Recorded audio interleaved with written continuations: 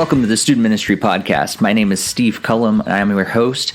And this podcast is all about talking to student ministers, youth workers, youth leaders about student ministry. We talk to the people that are in there in the trenches who a lot of times you've not heard of their names, but they have great stories to tell. Today we're going to be joined by Meg Nelson. She's the minister of children and youth at United Church of Norwood, Massachusetts, and she also works with Young Life in the area as well. So it's going to be great to talk to her about both of those ministries and how they work together and how she's involved in both at the same time. We also want to let you know that today is the first time we have a sponsor, an official sponsor of the Student Ministry Podcast, and we just want to thank WorkCamp NE for being our first sponsor. WorkCamp NE is a week-long service-based mission trip for teenagers. The students work on homes for the under-resourced, the elderly, the physically unable, and basically they go in and they do this work on their homes. And this summer they're running 4 weeks of camp in Vermont and New Hampshire. And it's been a great opportunity for our group. We've been involved in WorkCamp NE for the last several years, and it's been a great opportunity to give our group of teenagers an opportunity to just reach out beyond their comfort zones and to help others in need. We've not only seen changes in our students as they go and reach out to others, but we've also seen lives changed and those that are we're actually helping. And it's been an awesome experience. If you would like to learn more about WorkCamp NE, just go to their website, workcampne.com. That's WorkCampne.com, and those links will be in the show notes, so you can definitely check those out. And if you're looking for a mission trip opportunity right in the United States in the Northeast area, check out WorkCamp NE, and we're so grateful that they are our first ever sponsor of the Student Ministry Podcast. With their help, we're going to be able to be doing even more for you, our listeners. So check their website out. And now I'd just like to jump right into our conversation with Meg Nelson. So thanks for joining us, Megan. Glad to join you. As you might hear in the background, I've got a little dude with Dad, so I figure it'll make things a little more authentic to life and ministry as a parent. Of course. Yeah, you got ministry at home and ministry at the church, ministry on campuses. So speaking of that, our first question is just let's tell us your story. How you got into ministry and that sort of thing. Like what's God been doing in your life up until now? I think it really all started back when I was probably in 2nd or 3rd grade, and a camp director came to visit my church to talk to us about his camp. And I just knew that was going to be my special place, and I couldn't wait till I was old enough to go. And I started going right away, and God just did something crazy in me. And I had all sorts of different interests all over the map. But even from that young time, I was like, I want to be a camp counselor for my whole life. Is that possible? And as I got to high school and I was more involved in staff on the camp and really trying to figure out what am I going to do, someone suggested when I was looking into music at Christian school, and I was looking in lists of majors, and I saw that youth ministry was a major. And I was like, I could major in that? It was kind of this mind-blowing moment where I was like, yes, that's exactly where I can channel all of my passions and all of my skills. And that's really where I was thriving the most, was being active at camp and reaching out to other kids and peers and taking on leadership roles at church, even from a young age. That's where I felt that I was thriving the most. Cool. And realizing that God just knew where I was going before I did. And so I went to Gordon and got my degree in youth ministry and was involved in a great church while I was up there, and then did some youth ministry outreach trips to Wales over spring breaks while I was there. And then I got hooked up with an awesome church right out of graduation. And I was there for about 2 years, and the church went through some major changes and some financial struggles. And I had just gotten married, and so we knew it was an important time to transition to work closer to where my husband was, if that was possible. And there was an opening at a church the town over from my husband's office, and it just, at the time, was a great match. I was there part-time. I was there for 5 years working with high school and middle school, and then had just a really awesome time there. And as that church was changing and as I was finishing seminary at BU, my interests and my skill set were changing a little bit, and I knew I would have to dedicate a little bit more time towards my studies my last year. And so I found out there was a position at a tiny church in Norwood that was looking to have someone working with kids and families.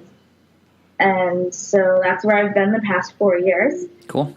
I've also partnered with Young Life in the area, and so while I work with kids and families at the church, because we don't really have any high school kids yet, my high school ministry is volunteer with Young Life, and that's been awesome to just hang out at the high school, to meet new faces and new kids, and go on crazy adventures with them. And so it's been a wild ride.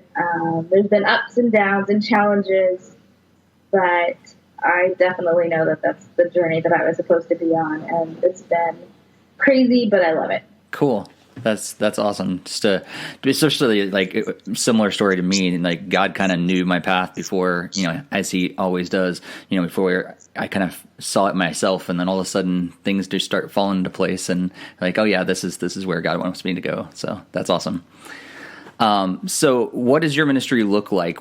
How does it all work together? I know you're, like you said, you're with the church, but you're also with Young Life. If you could kind of describe what's, the method of how you do things and how does it all work together and that sort of thing. It's a really interesting piece. I started primarily with the church. I was also my last year of seminary. So that first year, my focus was really on those kids. And I had a group of upper elementary school kids. It was kind of that preteen level. So we were starting to create opportunities for them separate from the general kids church program. And so I'm there part-time, usually about 10 to 15 hours a week at the church. So I'm in the office. I'm developing lesson plans and schedules for children's church. We're doing family events that work together. And at a town fair, I was at another church's booth, and they had Young Life information, and I was like, there's Young Life here? Like, yes, and we actually need a new place to have club.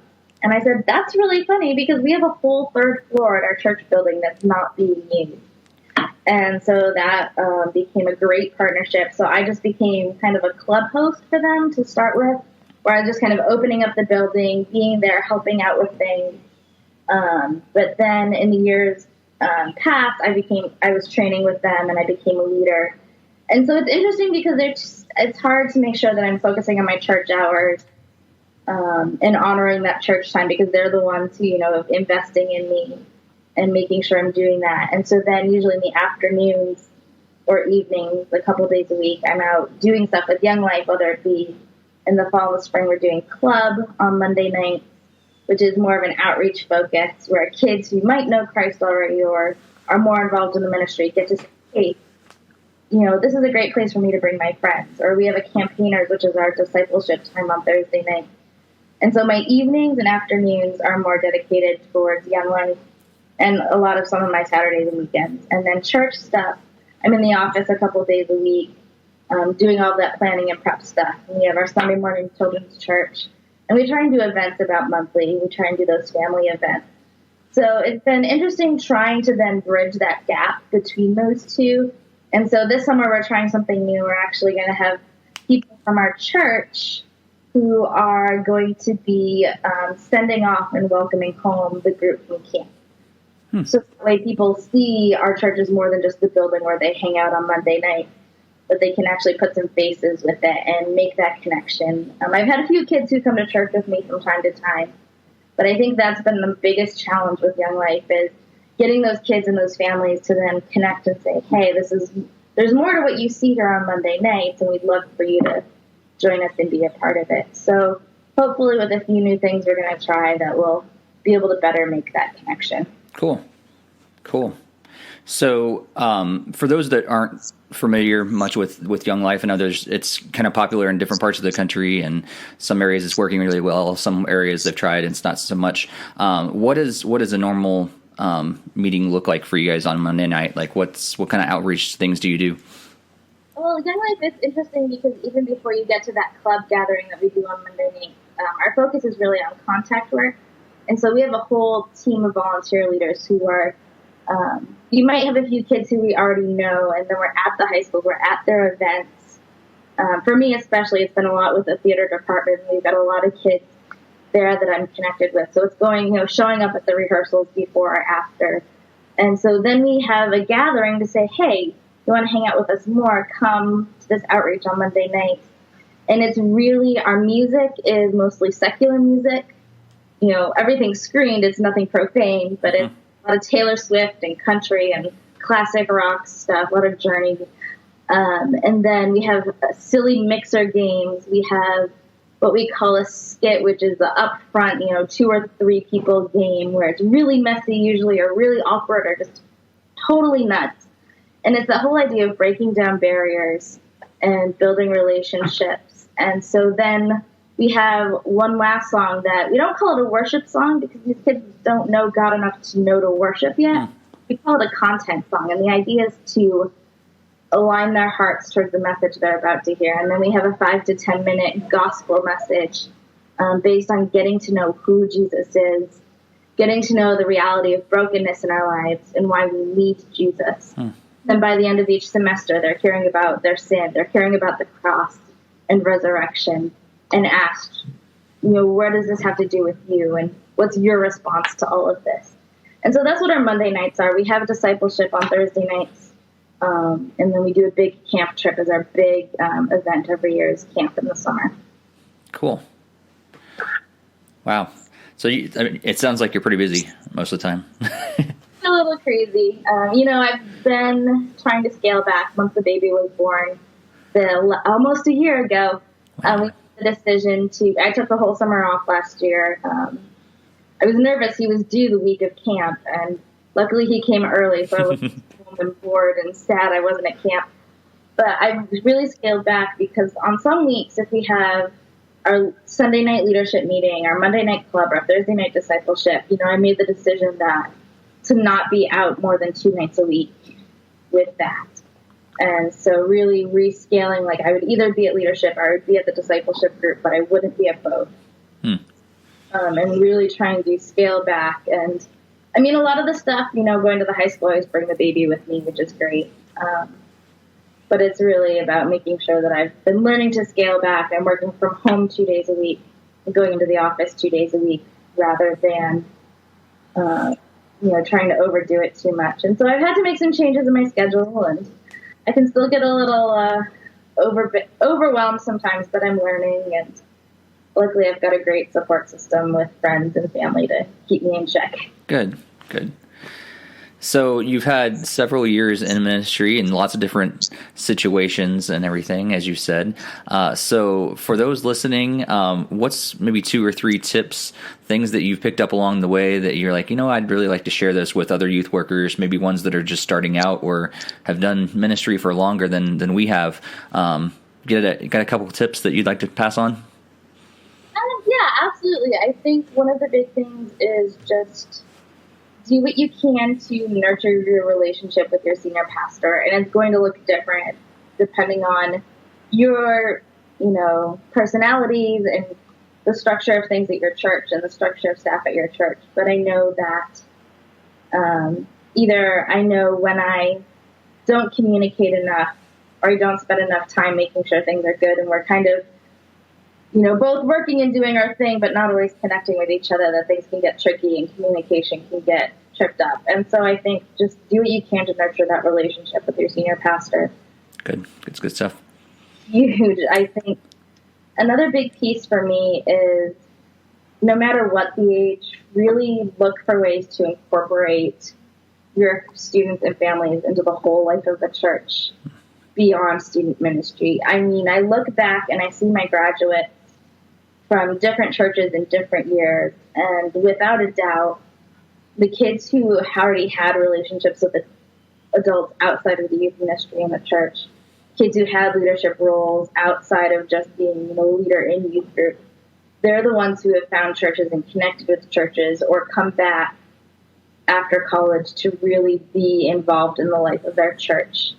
I know I struggled, I saw kids who were upperclassmen where I places I had just started who, instead of going to go to adult Sunday school or doing things with the adults in the church after the graduation, would come back to the youth group because they didn't feel comfortable anywhere else in the church.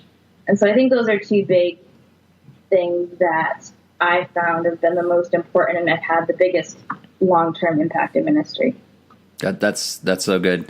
Yeah, one of the event that Meg and I both spoke at, was it last month or 2 months ago? That's one of the things that we talked about in my workshop as well, is making sure that you get our students connected in the life of the church. It's so important.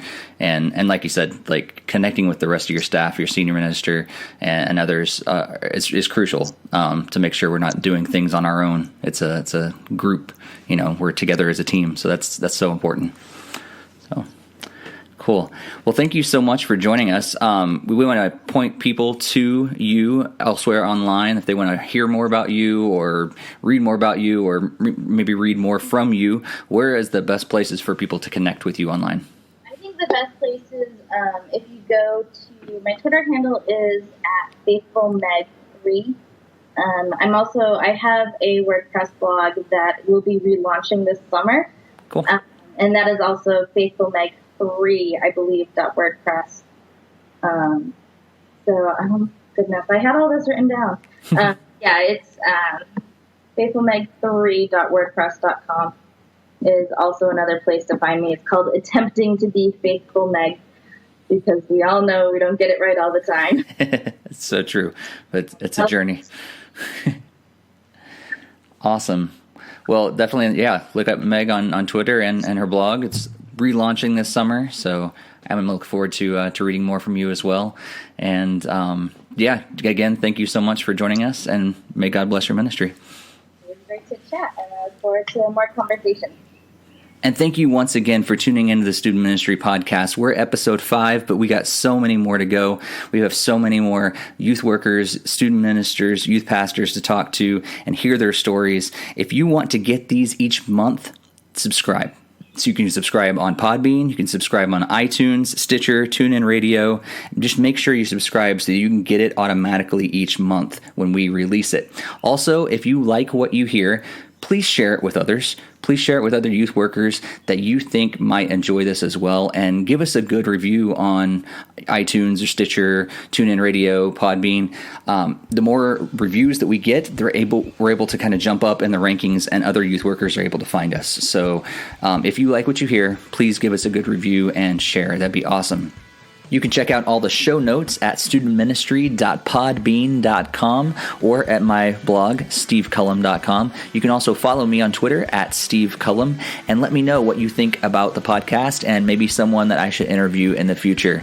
Again, we'd like to thank our first ever sponsor, WorkCamp NE. If you're looking for a mission trip for your students, check out workcampne.com. We'll be back next month with another conversation with another student minister talking about student ministry. Thanks for tuning in, and may God bless your ministry.